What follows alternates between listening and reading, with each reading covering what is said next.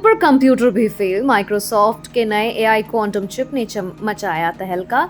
2029 में मरेगा इंटरनेट। दुनिया में एआई की चर्चा अभी थमी भी नहीं थी कि टेक्नोलॉजी की दुनिया में एक और होश उड़ाने वाली खबर सामने आई है।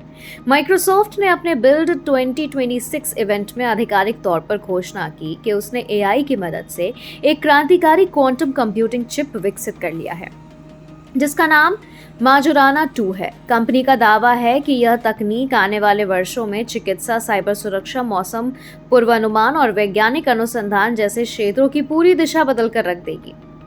सबसे बड़ी बात यह है कि इस सफलता के बाद माइक्रोसॉफ्ट ने कमर्शियल क्वांटम सुपर कंप्यूटर बनाने की अपनी समय सीमा को आधा कर दिया है। कंपनी का लक्ष्य अब साल 2029 तक एक पूरी तरह से काम करने वाला स्केलेबल क्वांटम कंप्यूटर दुनिया के सामने लाना है। माइक्रोसॉफ्ट के अनुसार इस नए माजोराना 2 चिप को डिजाइन करने में इंसानों से ज्यादा एआई का हाथ रहा है।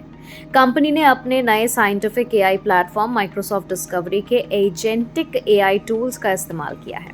इस एआई ने दशकों से रिसर्च डेटा को खंगाला, इंसानी गलतियों को पकड़ा और टेस्टिंग को ऑटोमेटिक कर दिया।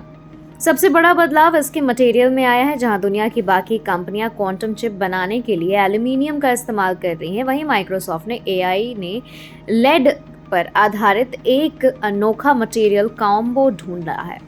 इस नए मटेरियल की वजह से यह चिप पुरानी तकनीकों की तुलना में 1000 गुना अधिक स्थिर और कम एरर्स वाली बन गई है।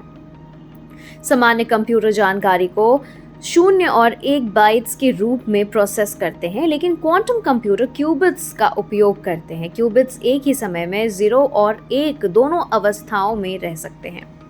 क्वांटम कंप्यूटर की सबसे बड़ी समस्या यही रही है कि इसके क्यूबिट्स बहुत अस्थिर होते हैं और कुछ मिलीसेकेंड्स में ही नष्ट हो जाते हैं। लेकिन माइक्रोसॉफ्ट के इस नए चिप ने कमाल कर दिया है। इसके क्यूबिट्स अब 20 सेकंड के लेकर 1 मिनट तक स्थिर रह सकते हैं, जो इस क्षेत्र में बहुत बड़ी छलांग है।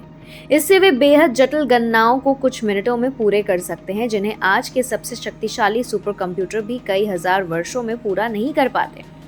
विशेषज्ञों का मानना है कि यदि यह तकनीक सफल होती है तो कैंसर जैसी बीमारियों का इलाज, नई दवाइयों का खोज सालों के बजाय कुछ दिनों में हो जाएगा। हालांकि इस घोषणा ने टेक जगत को हैरान कर दिया है, लेकिन वैज्ञानिकों का एक हिस्सा अभी भी सतर्क है।